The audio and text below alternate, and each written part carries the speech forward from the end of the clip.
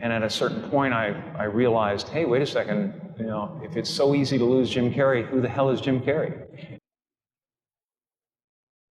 It was more like you're supposed to say, we're important. You're supposed to say it's all going to be all right, and you're supposed to say that whatever you dream can come true, and you're supposed to say all those things. I do believe in manifestation, power of that kind of stuff, but I don't believe that any of it matters.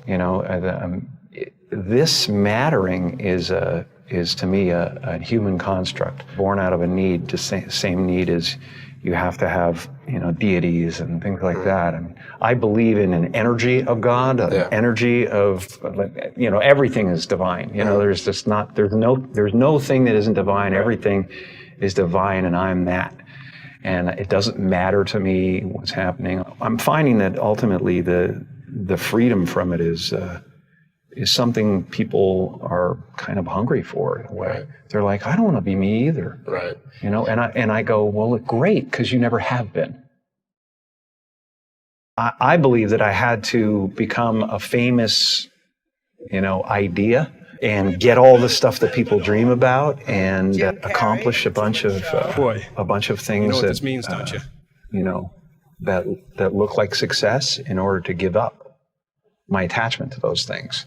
It's been a part of the evolution of ego is to spend your first half of your life acquiring and adding, thinking you can add to yourself, and it looks great. I mean, it looks great when you got a cool car and you got good, nice clothes, and and you're and you've done something that people admire, but it can never fulfill you. You can never be happy. You know what I mean? It's not where happiness comes from.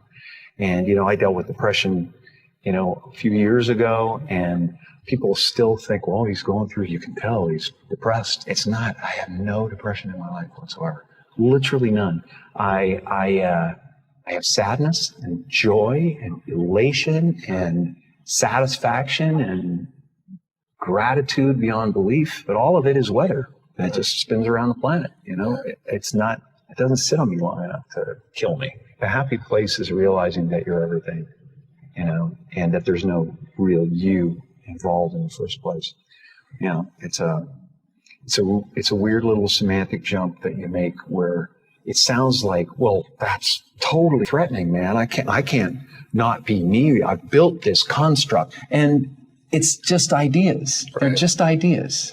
The only thing that separates you from an African American or an African Canadian is an idea, and the weather, the adaptation to the climate, and whatever it is. I don't believe in any of it, and so the feeling of wholeness is a different feeling than meanness.